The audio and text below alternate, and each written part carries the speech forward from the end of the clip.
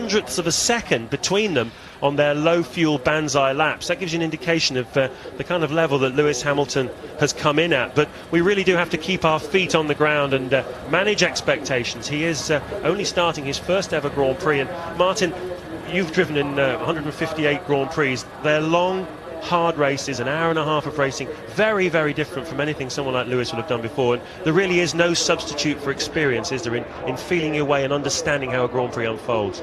You can do simulated Grand Prix at a test day, but often when you stop, they wheel you back into the pit garage and check things over, and then you go and do the equivalent of the next stint. But of course, you're never under that pressure, and you don't go to the start line and start with 21 other cars. You leave the pit, do a simulator start, and then just go on your own merry way, sometimes with only you on the racetrack. So he would have done many, as I say, simulated race distances, but then it's not the same as doing a Grand Prix itself. But I have to say, I haven't seen anything in Lewis's driving so far this weekend that suggests he's on the ragged edge. Has he really got a car that will do 58 good and solid laps? We'll find out. And there's a lot of uncertainties down there on the grid with tyre choice. It's warm, very, very warm out there today compared to the free running in Friday and Saturday.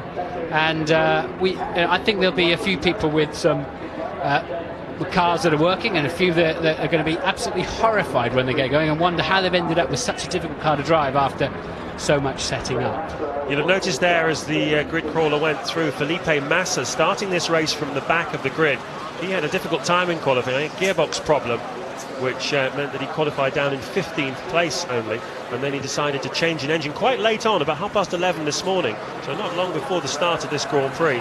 So all kinds of dramas. Ferrari's then bookending the grid. This is your pole sitter, Kimi Raikkonen, his first outing for the prancing horse, the man who has replaced Michael Schumacher.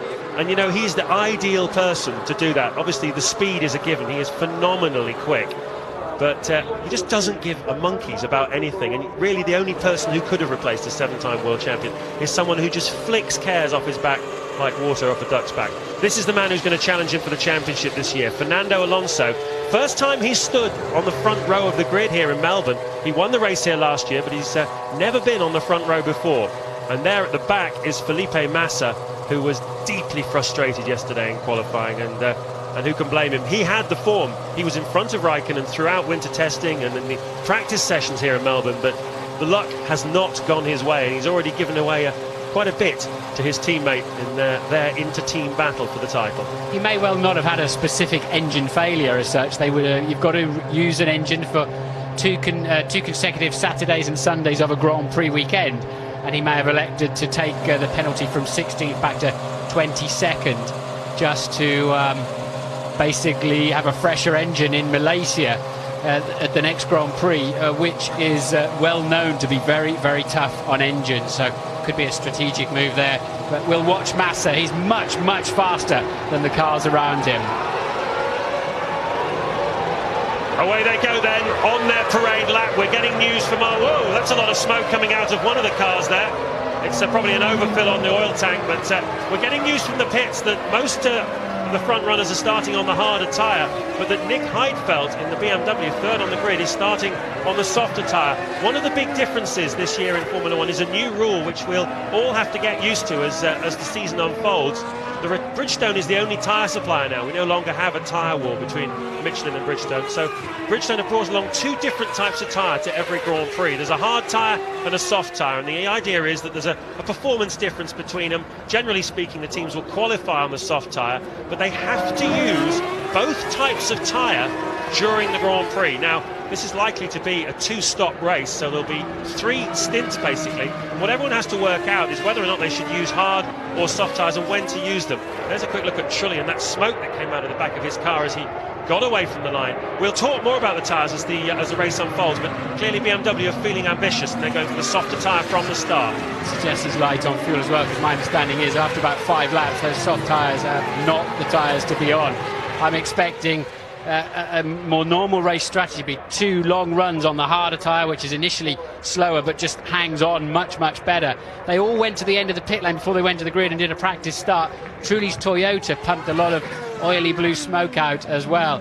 What I did notice was the Renault appeared to have an electric start, a brilliant getaway. Launch 5. Okay, well, if you saw our technical pieces last year... Launch map 5. Launch 5. That is... now they've got data from the car. After Mark Webber has done a practice start off the dummy grid, they've now fed him in an electronic setting on his steering wheel that they think will give him the best getaway from his brilliant 7th place on the grid.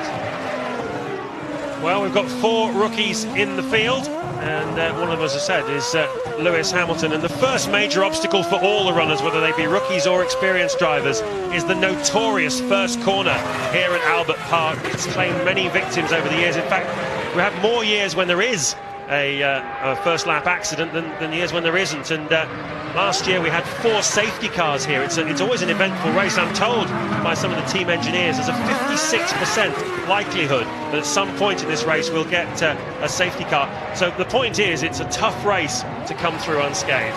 It is, but remember last year was unseasonably cold on race day, and it caught the drivers out, didn't it, on tyres that they'd chosen for the race. So we had a lot of unusual accidents last year.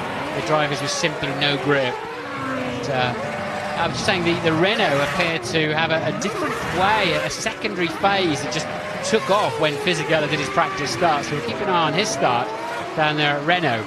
But this race really, I think, should be... Raikkonen should have it very much under control, we're expecting in the early stages. And I can't help but feel Alonso will be looking more in his mirrors at Lewis Hamilton than he will be at Kimi Raikkonen, but we'll find out shortly.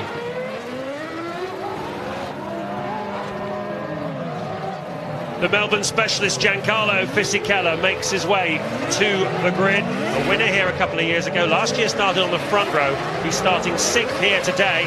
Renault just taking a little step back from being the world champion team of the last 2 years. McLaren there, Ron Dennis the boss, have taken a step forward. So too have BMW. Ferrari look very strong as well. It really is going to be a thrilling season. There is the BMW boss, Mario Tyson. He's steering them towards the front of the grid with every week that passes. There's the new Ferrari boss, Stefano Domenicali. And everyone lining up. You can see Raikkonen on the right, Alonso on the left, with his teammate Hamilton behind him. And behind Raikkonen on the right-hand side is Nick Heidfeld, who have 5 red lights when they go out. The 2007 Formula One World Championship will be go! Nice start by both the McLarens. Look at Kubica attacking Hamilton. We've got yellow flags at the back. Hamilton's had some manners put on by Kubica, but he comes round the outside. He's also gone round Alonso. Stunning start by Lewis Hamilton. Up into 3rd place. Raikkonen pulls away. Heidfeld's after him. Alonso now has to get past Hamilton. What an amazingly composed start by Lewis Hamilton. Yes, Hamilton got blocked off by Kubica, so he said, OK, I'll have a go around the outside then. And as they tripped over each other on the inside, he just took advantage beautifully. So pretty clean getaway then. Bit fraught in the tail end of the field, and everybody is away. Button, it looks like, sort of maintained. He's up to 13th, actually. Raikkonen leads, Heidfeld is 2nd, Hamilton is 3rd, Alonso is 4th, 5th is Kubica, 6th is Fisichella, 7th Mark Webber, 8th Ralf Schumacher, 9th Sato, as Giano Cioni puts a move on Takuma Sato. That was for 9th place. Yeah, Sato should have let that one go. He'd lost the corner, but he disadvantaged himself by hanging on to a lost cause there. But nonetheless, he's still on track and drops back down to 10th place. Raikkonen from Heidfeld, Hamilton, Alonso, Kubica, Fisichella, Webber maintains 7th. And Davidson had a poor start. He's down to 21st. Poor old Anthony Davidson from Hemel Hempstead, 27 years old. He's made 3 Grand Prix starts before, but he was always parachuted into an existing situation. He filled in for Takuma Sato once, filled in a couple of races for Minardi a few years ago. Basically a test driver at Honda for the last 5 seasons. He's finally got a race seat. Made a dream start in qualifying with 11th on the grid. I wonder if that's what the yellow flags were all about we saw at the start, but certainly Davidson in trouble, down in 21st place. And Felipe Massa, who started this race 22nd and last, is already up into 18th place. Did I hear Anthony Davidson tell Louise earlier on in the programme that he had a problem getting out of the pit garage, so we think he just didn't get off the line, but he is now up and running. Button still 13th. Coulthard's made his way up to 16th from 19th on the grid. But meanwhile, Raikkonen leads by 1.5 seconds from Heidfeld, who we understand is on the softer tyre, and I'm very surprised if he is using that strategy. Riding on board the McLaren, I believe, of Fernando Alonso. Yes, it is the fastest man on the track at the moment. Just set the fastest first sector of anybody. Be interesting to see how this unfolds now, if Hamilton is holding him up, or if they're running at the same sort of pace as the next few laps unfold. Out through the back straight now, heading down towards turn 13.